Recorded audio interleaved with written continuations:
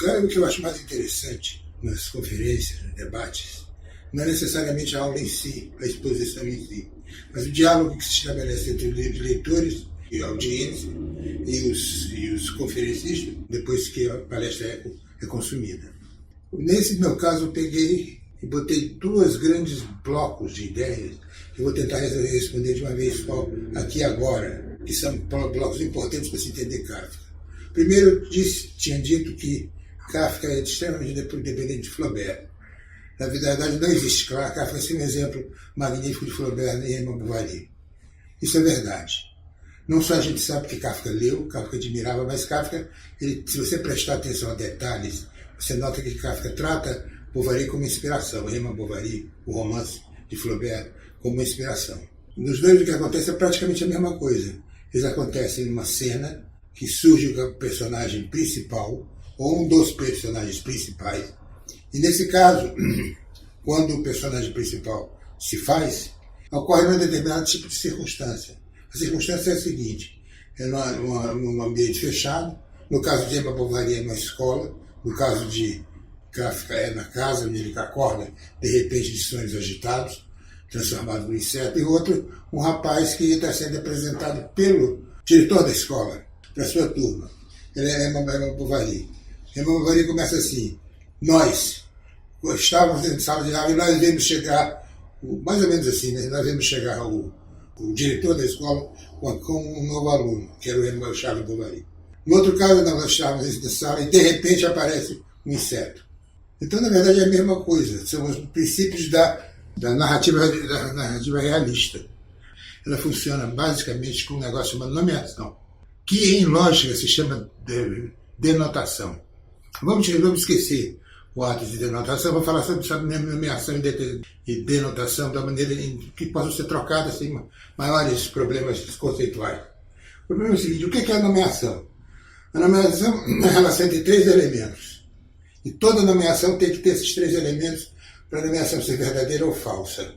Eu tenho um nome, você tem a descrição 1, a descrição 2 e o referente ao qual essas descrições se equivalem.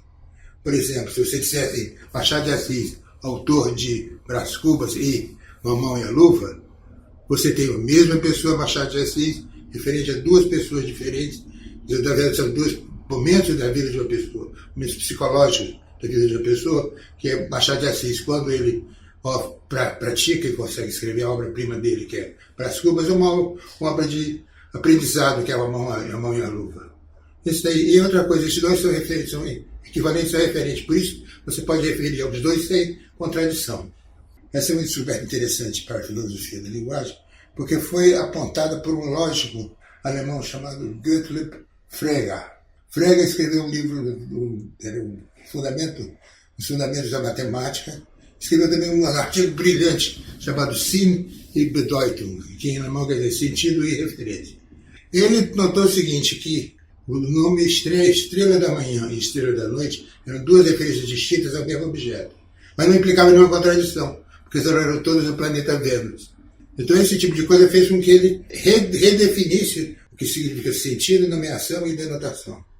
Pois bem, outra coisa importante, é isso que acontece com Kafka. Por quê? Porque o Kafka ele é simultaneamente o filho e ele é também a pessoa que se transformou no inseto. Mas o interessante é que, para se ancorar a gente saber quem é Kafka, você tem que ancorar ele num nome que não mude.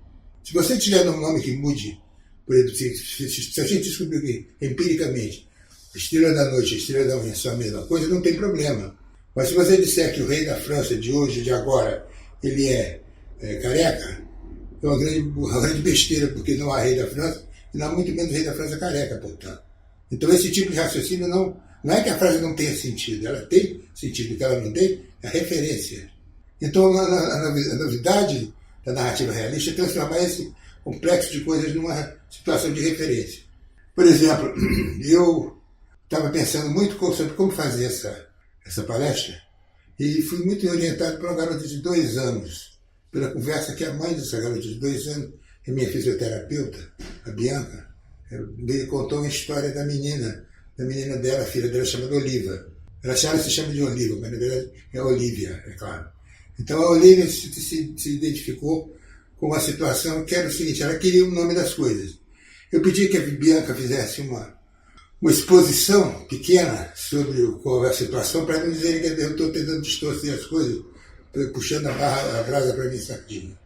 Olá, me chamo Bianca, sou mãe da Olivia, de 2 anos e 5 meses, e da Alice, de 3 meses. E o Eduardo pediu para eu fazer esse vídeo para falar um pouco sobre como a Olivia começou a questionar o nome das coisas, dos objetos. Ela sentiu essa necessidade de dar um nome a essas coisas, né? Então ela começou a olhar algum objeto ou algo que ela não sabia o que é, e ela apontava e falava nome, nome.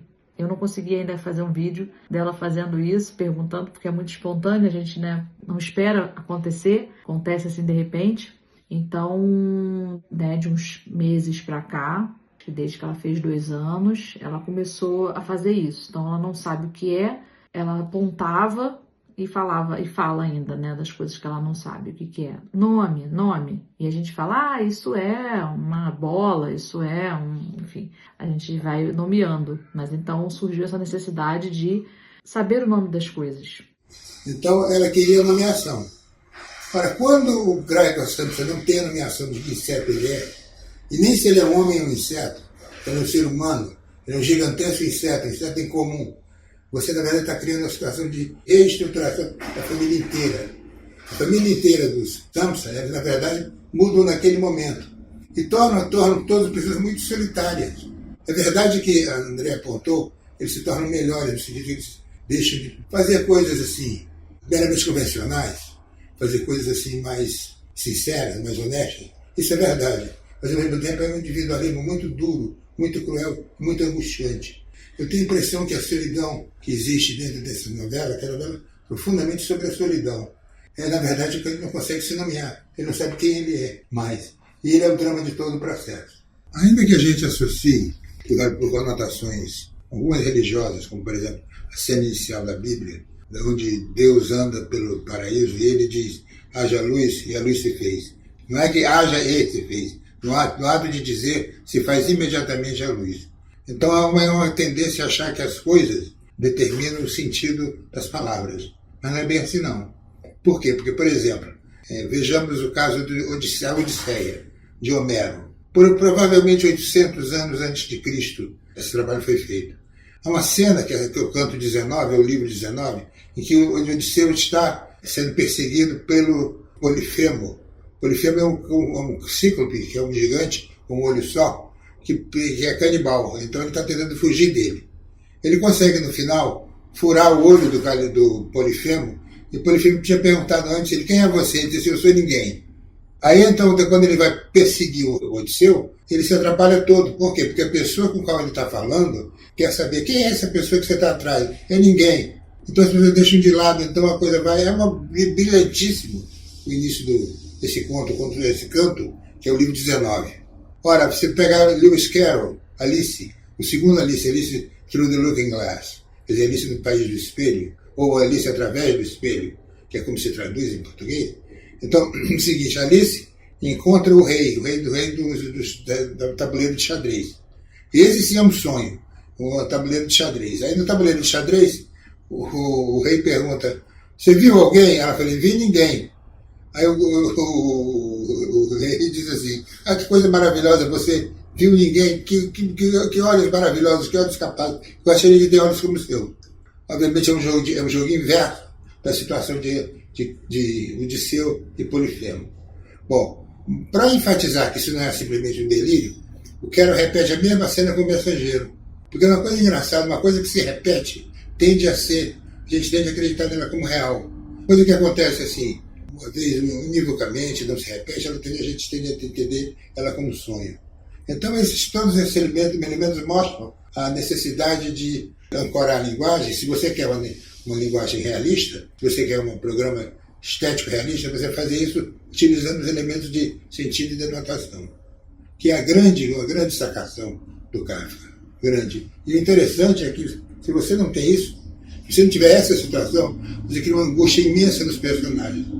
Por isso eu acho que muita gente acha a pequena história, né, de Kafka, que é a metamorfose, a transformação, É, na verdade, uma história muito triste.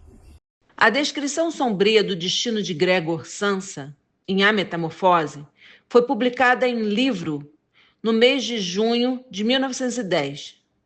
Acreditamos que seja razoável supor que o assunto e o problema da nomeação, contido nas entrelinhas das inumeráveis páginas do resto da obra de Kafka, tenha sido um tema ocasional e recorrente, como podemos verificar na maneira pela qual o autor tcheco denomina os personagens centrais de O Processo e O Castelo, respectivamente Joseph K. e K., numa clara derivação da descrição problemática de Gregor Samsa em A Metamorfose.